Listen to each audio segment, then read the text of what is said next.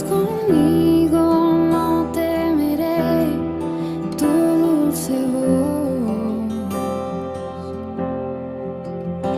me guía.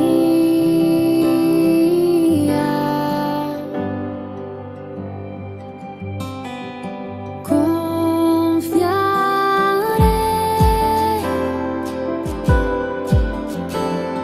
mi esperanza en ti pondré, te veré venir como el amanecer, en mí harás tu voluntad,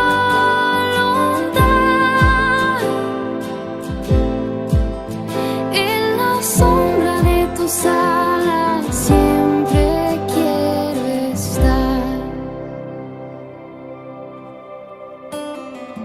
La noche acabará, lámpara es a mis pies, su verdad me levantará.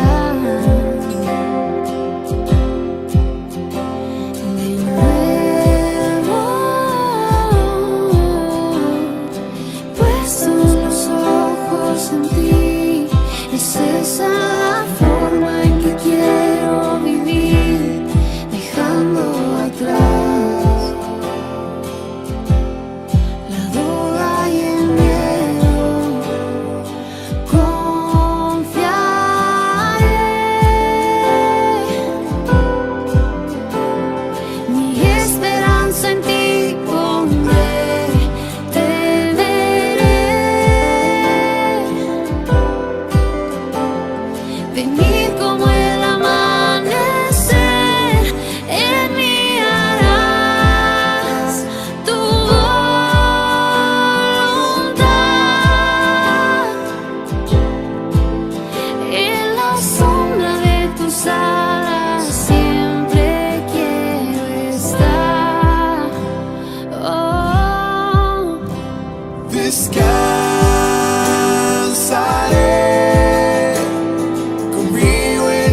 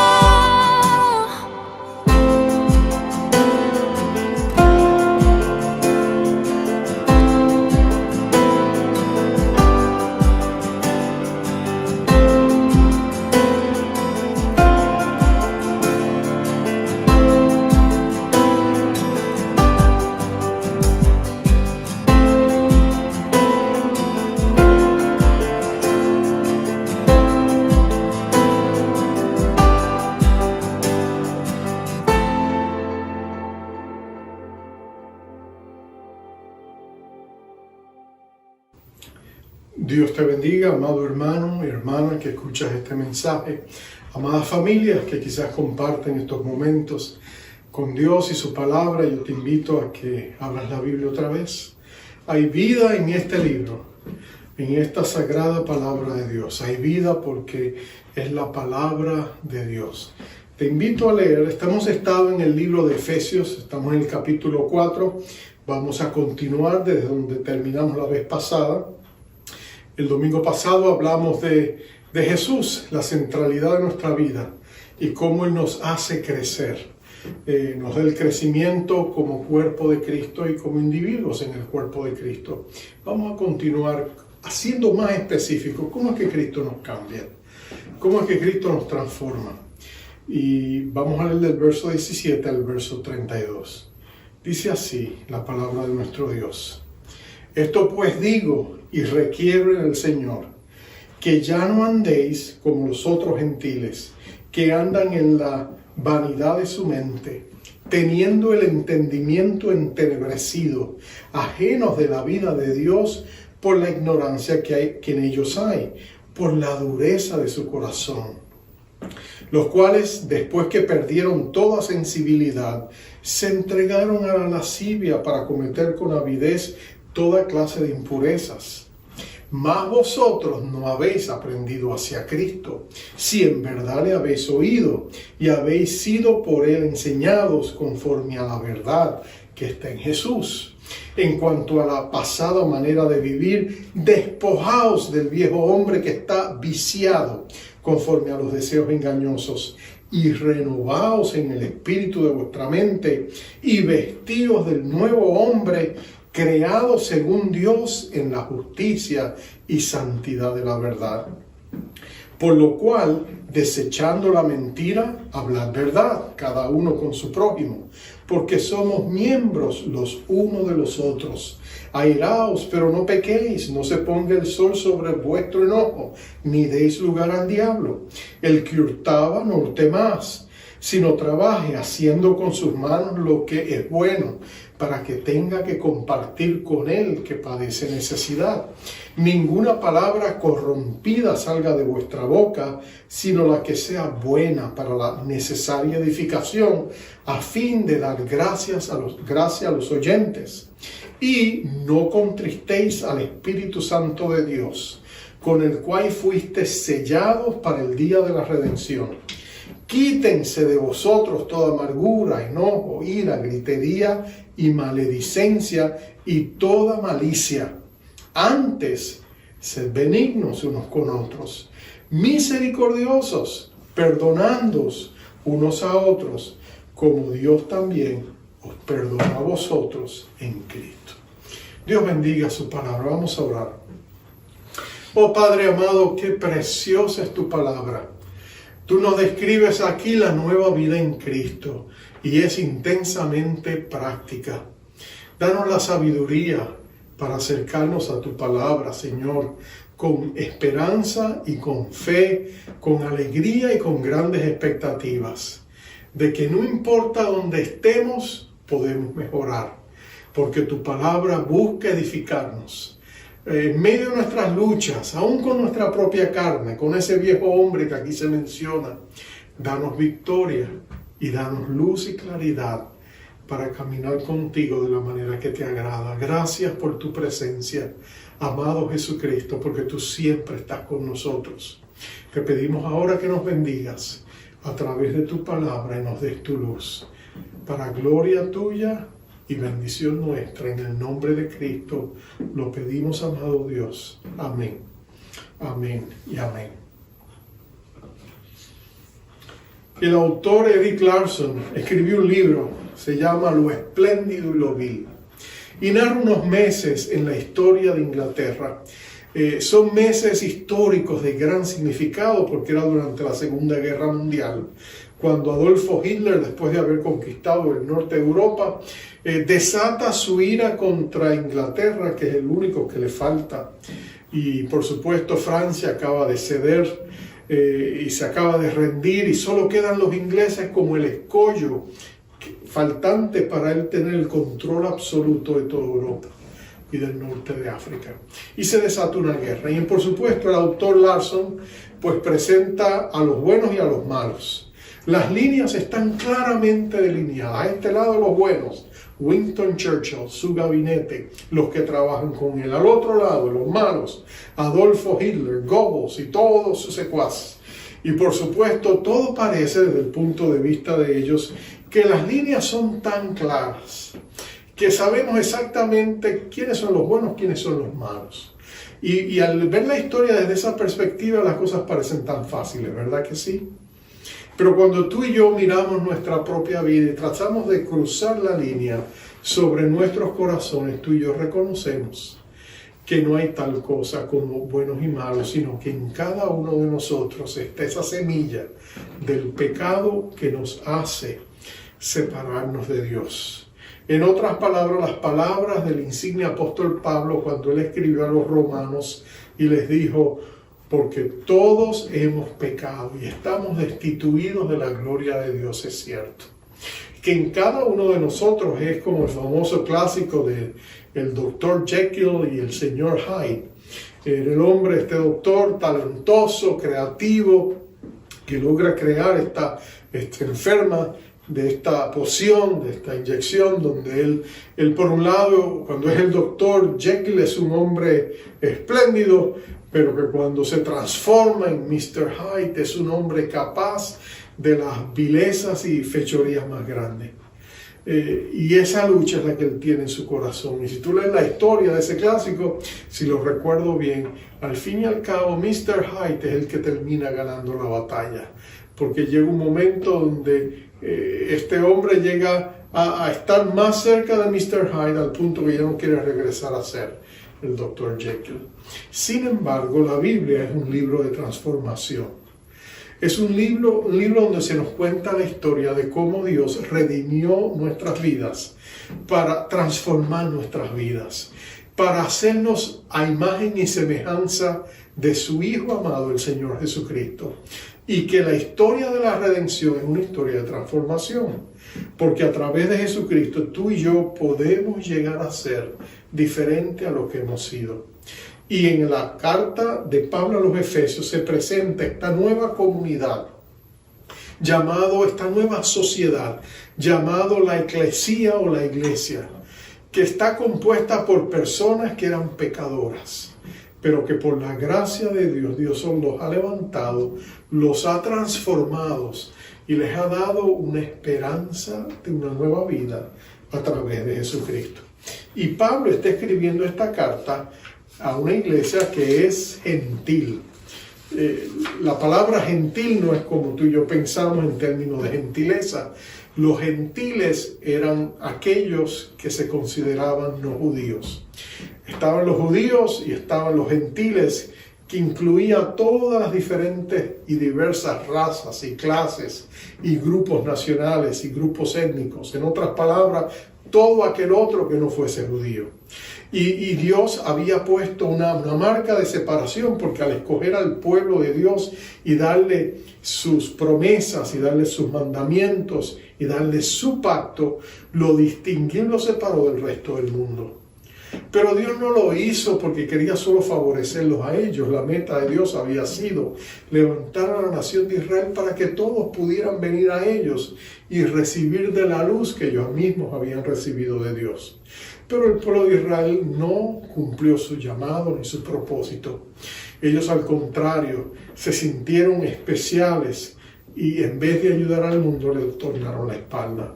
Pero cuando viene Jesucristo, Él rompe esa barrera de separación. Y el Evangelio de Jesucristo ahora es proclamado no solamente al pueblo judío, sino al mundo entero. Y la invitación es: vengan a Jesucristo, porque Él puede transformar tu vida. Y aquí Pablo está distinguiendo, está hablándole a estos cristianos que habían sido gentiles, que habían salido del paganismo, pero que Cristo había transformado. Y ahora Él les recuerda de dónde salieron y Él habla del gran cambio. Ese es mi primer punto, el gran cambio que ocurre en la vida de las personas cuando Jesucristo viene a ellos. Y Pablo describe la mentalidad que existe en aquellos que aún no conocen a Jesús y que nosotros teníamos antes de venir a Jesús. Y nota cómo él les describe, dice, mira, cuando tú no tienes a Jesucristo en tu vida, tú vives en la vanidad de tu mente. Tu entendimiento de las cosas espirituales está entenebrecido, está oscurecido. Tú no ves con claridad la vida de Dios porque eres ajeno a esa vida, por ignorancia y también porque tu corazón es duro. Has perdido la sensibilidad espiritual. Tus sensores espirituales y tus receptores espirituales están dañados. Estás entregado a una vida de poseer, de disfrutar, de placer. Él usa la palabra lascivia para hablar de ese materialismo sensorial que nos caracteriza a nosotros cuando no tenemos a Jesús. Cometemos todo tipo de impureza. Esa es la vida nuestra antes de Jesucristo. Estamos muertos espiritualmente y ni siquiera lo sabemos. Podemos llevar una vida inclusive hasta muy religiosa, pero no hay una conexión dinámica y real con el Cristo exaltado, el Cristo verdadero y vivo. Y esa es nuestra condición. Pero ahora Él le dice a estos gentiles, eso era lo que ustedes eran antes, pero ustedes han aprendido algo diferente porque han conocido a Jesús. Y Jesús ha llegado a su vida, dice Él, y Jesús les ha enseñado y les ha hablado la verdad que ha cambiado sus vidas. Y ahora Él les dice que la meta de nuestras vidas, ahora que estamos en Cristo, es llegar a ser cada día más como Él. Somos como la oruga que va en camino a ser una mariposa. Si alguno está en Cristo, le dice Él a los Corintios, Pablo también le dice, nueva criatura es, una nueva creación es. Las cosas viejas pasaron, Dios ahora las hace todas nuevas. Recuerdo una persona que conocí en mi país unos años atrás. Él era conocido nuestro, era una persona que había llevado una vida muy disoluta, una vida muy pecaminosa. Él se sintió orgulloso de la vida que llevaba, una vida muy disoluta realmente. Pero él enfermó y casi se muere. Y en medio de su crisis, él clamó a Dios cuando no tenía otra esperanza. Y Jesucristo lo salvó, y no solo lo salvó, lo sanó. Los doctores le habían dicho que se moría y Dios le dio vida. De manera que cuando yo me encontré con él, fuimos a caminar a un parque que estaba cerca de nuestra casa, donde yo me quedaba ahí. Y sentado en un parque, él me abrió el corazón y me dijo todo lo que Cristo había hecho. Me compartió su testimonio con lágrimas de cómo el Señor Jesucristo lo había sanado. Los doctores estaban asombrados, no lo podían creer. Le habían dicho, te quedan 6 meses de vida, pero Dios le había prolongado la vida y le había sanado.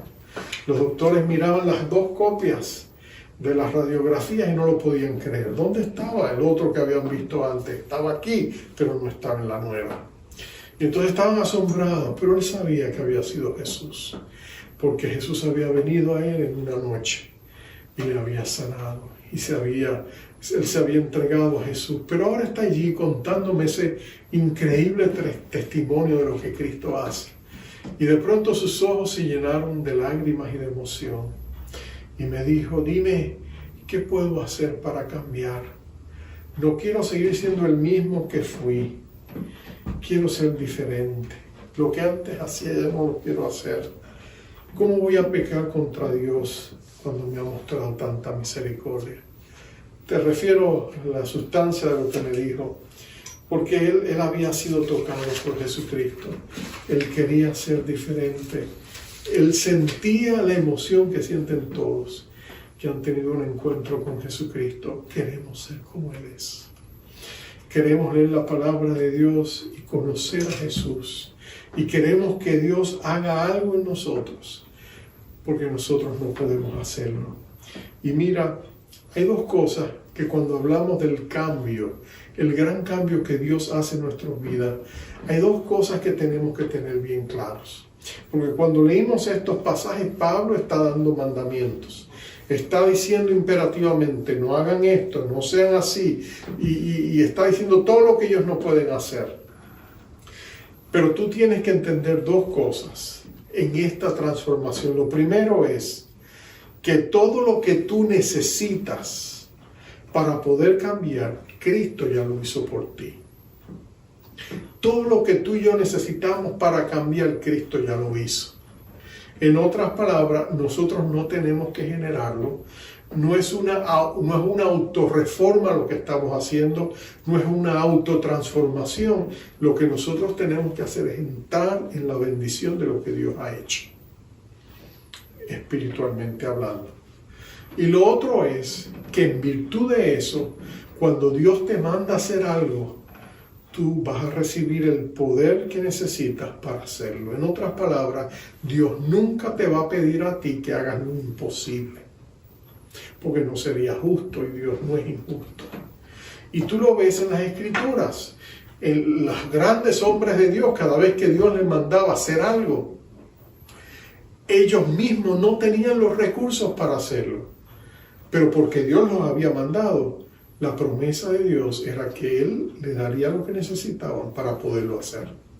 Piensa Moisés cuando Dios se le presenta y le dice: quiero que regreses a Egipto y liberes a mi pueblo. Dile a Faraón, déjalos ir, vamos, vas a llevar a mi pueblo hasta la tierra prometida. Y Moisés le da excusa tras excusa a Dios. Y le dice: yo no puedo hacerlo, yo no tengo los recursos. ¿Y cuál es la respuesta de Dios? No temas, porque yo voy a estar contigo. Y yo te voy a decir lo que tienes que hacer. Y yo te voy a dar lo que tú vas a necesitar. O mira otro gran siervo de Dios llamado Gedeón. Dios se le presenta de igual manera y se le presenta a escondidas, porque él está escondido. Y le dice: mira, te voy a usar para librar a mi pueblo de la opresión de los madianitas, que era un grupo nacional de ese tiempo, que vivían en la tierra prometida y habían tomado posesión de Israel, los estaban subyugando. Y entonces Dios le dice: yo te voy a usar para librarlos. Y le dice: pero Señor, yo soy uno solo, ¿y qué puedo yo hacer? Los madianitas tienen un ejército de 135,000 soldados y yo solo voy a irme contra ellos. Y Dios le dice: no, pero yo voy a estar contigo y yo te voy a dar la victoria. En otras palabras, cuando Dios nos pide hacer algo, por imposible que parezca, si Dios nos dice que lo hagamos, Dios está con nosotros. Dios está obrando a nuestro favor. Todo lo podemos en Cristo, que nos fortalece. Y lo que Dios te está diciendo es que tú no tienes que cambiarte a ti mismo, que en el proceso de nuestra transformación Dios está obrando. Ahora, veamos más de cerca ese proceso. Ese proceso, porque aquí Pablo lo describe. Y Pablo usa una metáfora muy valiosa. Y la metáfora es el vestirse y el desvestirse. Él nos está diciendo, vamos a tener que desvestirnos de lo malo y vestirnos de lo bueno. Y él va a usar una expresión muy interesante. Él va a decir: mira, nuestra vieja manera de vivir, vamos a llamarlo el viejo hombre. El viejo hombre, porque ya nosotros no somos ese viejo hombre. Ahora hay un nuevo hombre que Dios ha creado en nosotros. Nosotros somos una nueva creación. Tenemos dentro de nosotros un nuevo hombre. Entonces, lo que nosotros tenemos que hacer es lo que Dios nos dice que haga. Despojémonos de ese viejo hombre.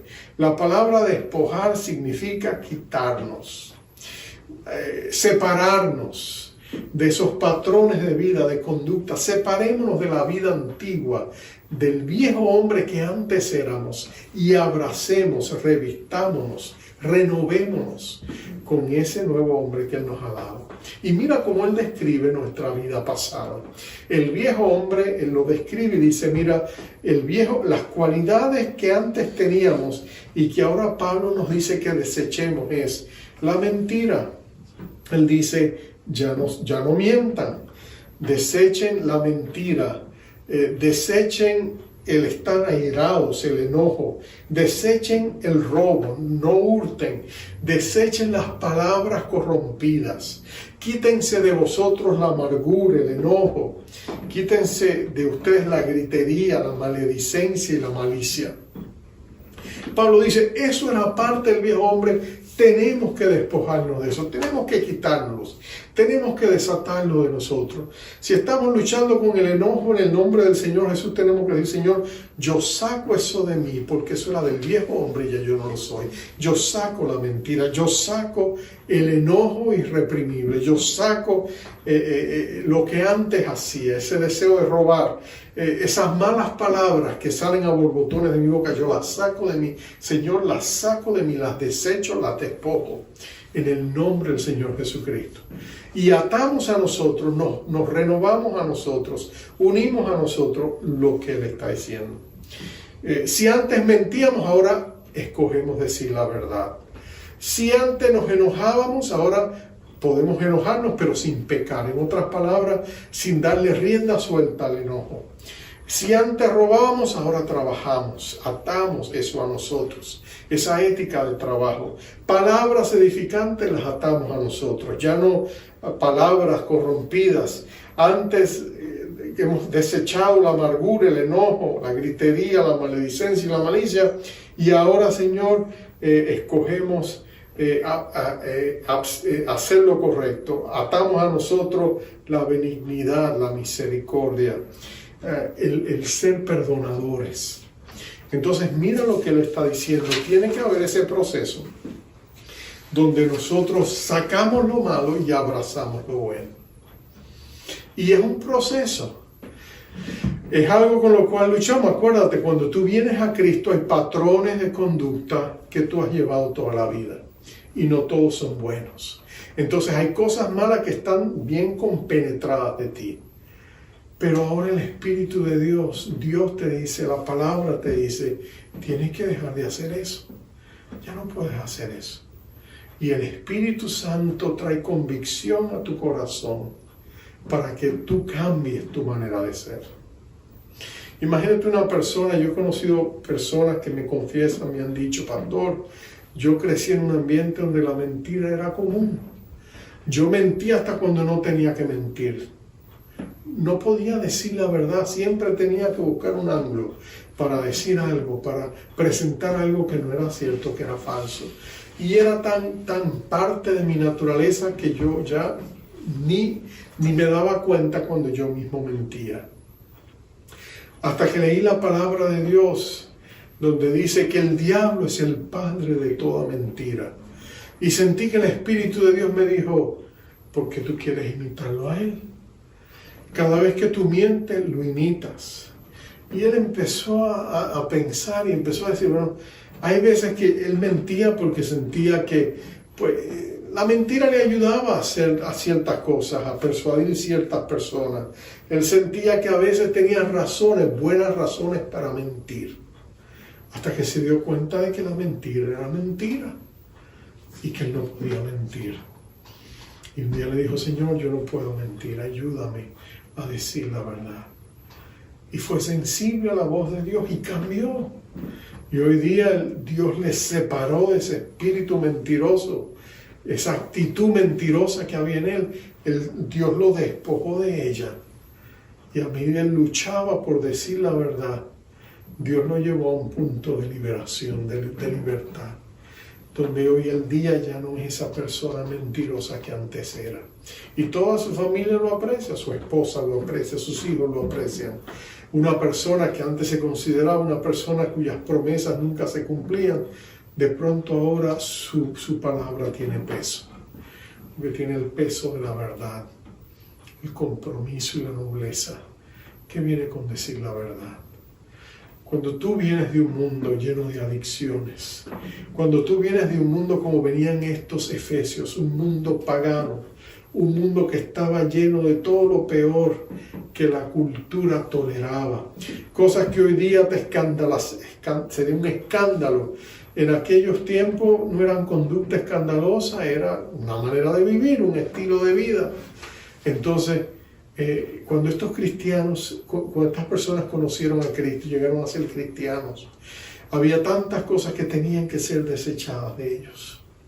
Y fue un proceso. Y Dios les fue sanando sus corazones, sanándole de sus heridas, pero también les fue corrigiendo y mostrando el camino en que debían ir. Lo mismo pasa con nosotros. En este proceso Cristo nos va transformando, nos va haciendo imagen y semejanza. Y hay momentos donde tú descubres que hay áreas de tu vida que tú tienes que rendírselas al Señor. Y tú tienes que decirle, Señor, ayúdame en esta área. Te la rindo, Señor. Recuerdo la historia de Federico Mayer, uno de los grandes predicadores ingleses. Federico Mayer cuenta que una vez él tuvo un sueño donde él estaba y el Señor le decía, yo quiero que tú me des las llaves de todo tu corazón. Y él se vio con una rueda metálica donde estaban todas las llaves colgadas. Y él pretendió sacar las llaves una por una y dárselas al Señor, pero se quedó con una. Y el Señor le decía, las quiero todas o no me des ninguna. Y a él le costó, porque esa última llave, no recuerdo si era el sótano o el ático, el lugar donde él tenía pecados escondidos, a él le costaba. Y le costó y luchó hasta que finalmente le dijo, Señor, yo no puedo entregártela, pero yo la pongo en mi mano y la abro, tómala tú de ella. Dice que el Señor la tomó y él pudo recibir una liberación. Es un proceso en el que Dios quiere obrar en nosotros, pero acuérdate que en este proceso, y este es mi último punto, hay un agente de cambio y es el Espíritu de Dios. Y Él está obrando en ti y está obrando contigo para que tú te des cuenta que ese glorioso Espíritu Santo es el que ha prometido ayudarte. Él fue enviado precisamente. Él ha venido a nuestra vida no solamente para empoderarnos para ser testigos de Jesucristo. Él es el Espíritu Santo. Él también ha sido enviado para reproducir en nosotros el carácter de Jesús, ese fruto suyo, el fruto de su Espíritu, ese amor, gozo, paz, paciencia, esa benignidad, esa bondad, esa fe, esa mansedumbre, ese dominio propio que Dios quiere que tú tengas. Pero el Espíritu es el que lo genera dentro de ti. Tú no lo generas, es el fruto del Espíritu de Dios. Y Él es el agente de cambio. Y por eso nota que Él le escribe a ellos y les dice, no contristéis al Espíritu de Dios con el cual fuiste sellados para el día de redención. No lo contristéis. Y tú te preguntas, ¿qué quiere decir eso? Algunos dicen que no lo enojes, pero no, la palabra contristar significa entristecer. Mira la sensibilidad del Espíritu de Dios. Él es sensible cuando nosotros rehusamos obedecerlo, cuando le damos la espalda, cuando endurecemos nuestros corazones en vez de obedecer su voz. Él se entristece.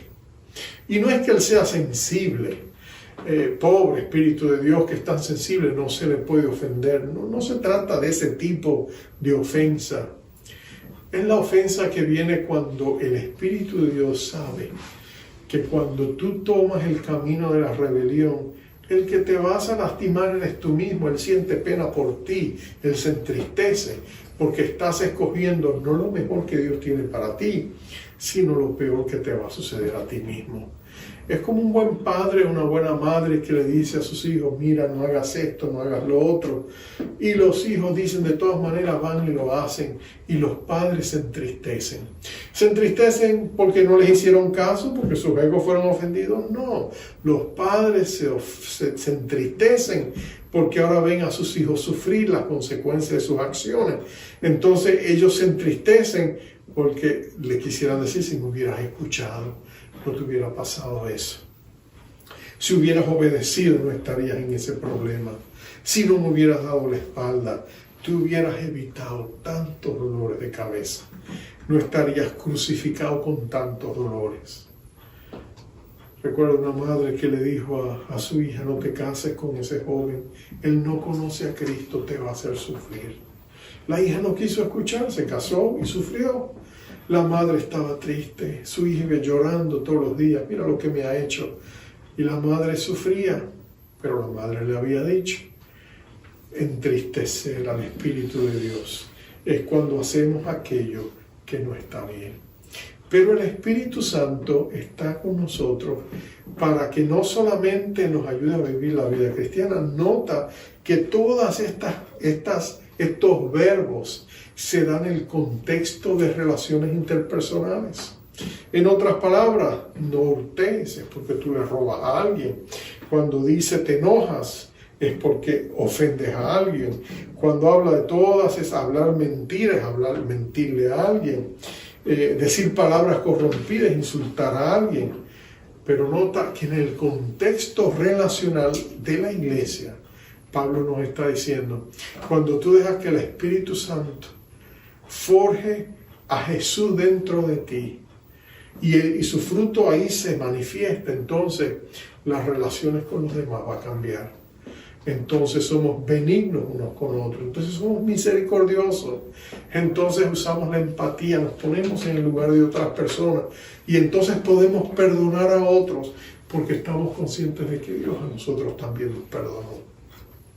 Entonces esta transformación es interrelacional. Dios nos impacta a nosotros y nosotros impactamos a la familia de aquellos que están con nosotros. Y cuando eso sucede, toda la familia es bendecida. Te lo ilustro finalmente y recojo todo lo que hemos compartido con esta ilustración final. Hay un hombre, ya le vamos a llamar Martín para darle un nombre, pero era un joven que creció en una familia, tenía 2 hermanas y sus padres se divorciaron. Su padre no fue un buen hombre. Su padre prácticamente les abandonó, se fue y los dejó atrás. La madre con grandes sacrificios levantó a sus 3 hijos y ellos llegaron a ser personas responsables. Su madre fue y tomó buenas decisiones, y una de las mejores decisiones que ella tomó cuando se vio sola con sus hijos es: vamos a encontrar una iglesia. Yo quiero que ustedes escuchen de Dios y conozcan de Dios. Y fueron a una iglesia y allí se conectaron y crecieron y Dios tocó sus vidas. En un campamento de jóvenes, este joven conoció a Cristo, le entregó su corazón y a medida que él creció, Dios fue cambiando su vida, sanando su corazón. Sus hermanas también aceptaron a Cristo, eventualmente su mamá, y Dios trajo sanidad a los corazones de ellos. Llegaron a ser una mejor familia, se amaban con el amor de Cristo, crecían en la fe, todo estaba bien. Él llegó inclusive a responder a un llamado ministerial. Eventualmente él se casó y estaba joven con un pequeño hijo. Su esposa estaba sirviendo de pastor de jóvenes. Cuando de pronto llegó la llamada, era distante, era de otro estado, Carolina del Norte, y la llamada era de un hospital. No conocía a nadie, no sabía de nadie que estuviera en ese hospital, pero la persona que le habló insistentemente, después de dejarle varias llamadas, le dijo: mire, aquí hay un señor, se llama, le dio el nombre de la persona, fulano de tal, él dice ser su padre y él está muriendo. Y este joven, sí, reconoció el nombre, era su papá, estaba muriendo, no sabía qué hacer. Él llamó a las hermanas, llamó a su mamá, le dijo: mira, me llamaron de este hospital, ¿qué debemos hacer? Las hermanas estaban tan dolidas que lucharon. Dijeron: nosotros no estamos listas para verle después de todo lo que nos hizo sufrir. Su madre dijo: bueno, yo no tengo nada que ver, nosotros estamos divorciados, no hay ningún vínculo que me permita hacer nada por él, ir hasta allá a verlo. Entonces decidieron, y dijo: ¿saben qué? Yo siento que yo debo ir y representar a la familia, y después que yo vaya podemos ver y decidir qué hacer. Así que él pidió permiso en su trabajo, en su iglesia, y manejó hasta Carolina del Norte y tuvo un encuentro con su padre. Su padre pensaba que él vendría a reprocharle, pero él no reprochó. Él le mostró el amor de Cristo. Él le dijo: papá, yo te perdono por todo lo que tú hiciste, porque Cristo ha cambiado mi corazón.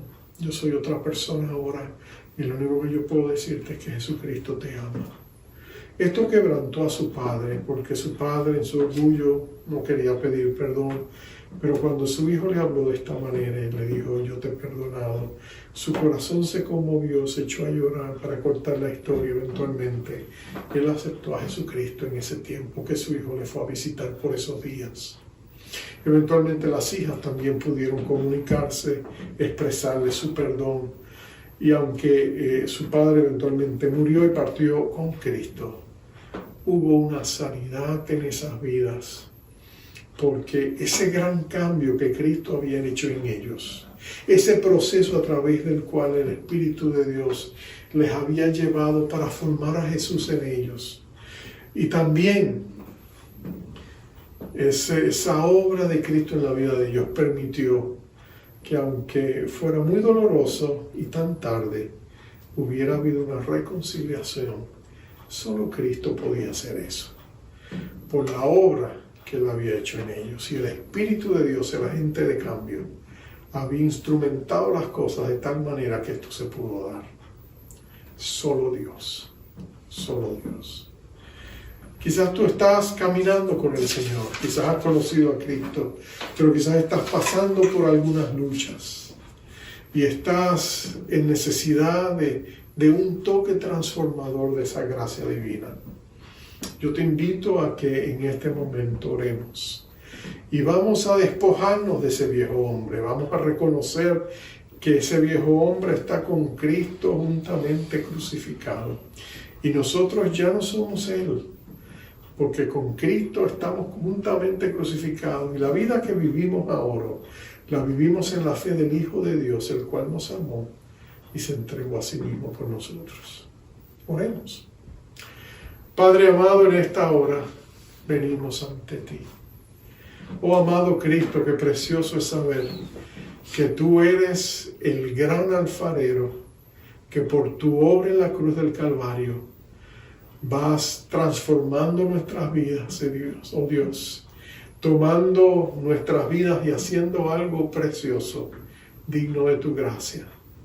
Señor, en esta hora nos despojamos, quitamos de nosotros todo lo que hay en nosotros, que sea parte de esa obra corrosiva del viejo hombre. Nos despojamos del odio, nos despojamos de la lascivia, quitamos de nosotros el orgullo, lo rechazamos, lo renunciamos, quitamos de nosotros los pecados de la lengua, de los ojos o de los oídos. Señor, consagramos nuestras manos a ti, ya no queremos hacer lo que sea incorrecto. En el nombre del Señor Jesucristo nos despojamos y nos desvestimos de ese viejo hombre y lo declaramos crucificado con Cristo, apartado de nosotros. Reconocemos que nosotros ya no somos ese viejo hombre, porque tú nos has hecho una nueva creación. Tú nos has hecho una nueva persona, un nuevo hombre, una nueva mujer en Cristo Jesús. Y nosotros, después de despojarnos de esas cosas negativas, nos apropiamos por fe de lo que tú has hecho en nosotros. Nos apropiamos del fruto del Espíritu de Dios. Señor, atamos a nosotros ese amor, ese gozo, esa paz, esa paciencia, esa benignidad, esa bondad, esa fe que tú nos has dado, esa mansedumbre y templanza o dominio propio que tú nos has dado. Atamos a nosotros tus propósitos, tus planes para nuestra vida. Atamos a nuestra vida, Señor, tu voluntad y tu deseo de bendecirnos, Señor. Y declaramos que en Cristo Jesús somos nuevas personas y nos apropiamos por fe de eso. Gracias por el perdón que tú nos das. Cuando confesamos nuestros pecados delante de ti, te pedimos ahora, perdónanos, Señor, de toda actitud, de todo pensamiento, de toda acción, de toda palabra, de todo hecho, de toda omisión que haya sido, Señor, en contra de los principios tuyos. Lo que hayamos cometido hoy o en días pasados, cualquier otro pecado, lo traemos ante ti, oh amado Cristo, y lo ponemos a los pies de tu cruz. Y declaramos que en Jesucristo hay perdón y hay gracia suficiente y abundante para ser perdonados y restaurados en el nombre de Cristo Jesús. Removemos toda vergüenza, toda culpabilidad en el nombre de Jesús. y recibimos tu amor y tu perdón. Restaura en nosotros esa preciosa fe que tú has plantado en nosotros como una semilla. Y lo recibimos todo por fe en el nombre glorioso de Jesús. Amén. Amén y amén. Te envío, como acostumbramos, la bendición que Dios imparte sobre tu vida. Una bendición preciosa, una bendición gloriosa. Jehová te bendiga. Jehová te guarde. Jehová haga resplandecer sobre ti su rostro y tenga de ti misericordia. Jehová alce sobre ti su rostro y ponga en ti paz. Bendiciones. Tu gracia me visitó, sanando mi corazón. Mi casa se iluminó de tu luz. Hablaste a mi corazón, tu voz me dio dirección.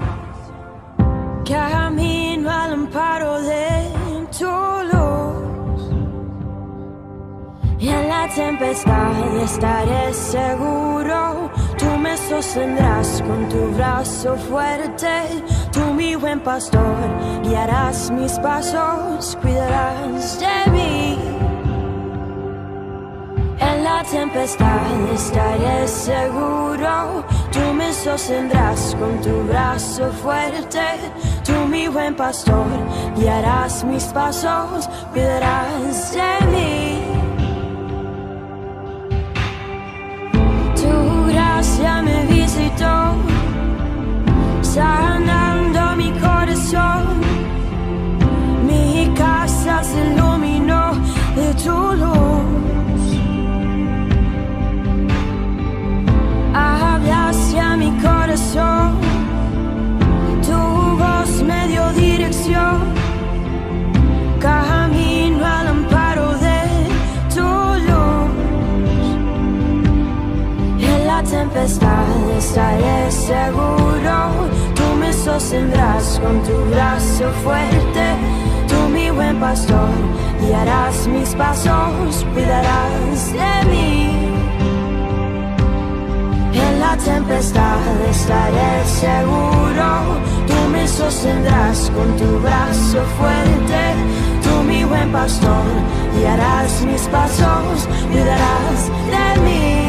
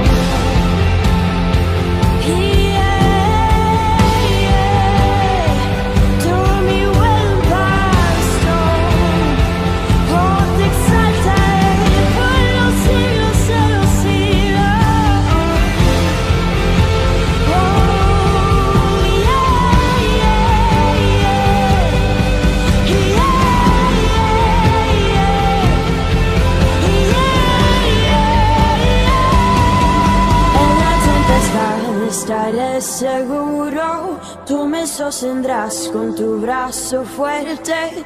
Tú, mi buen pastor, guiarás mis pasos, cuidarás de mí.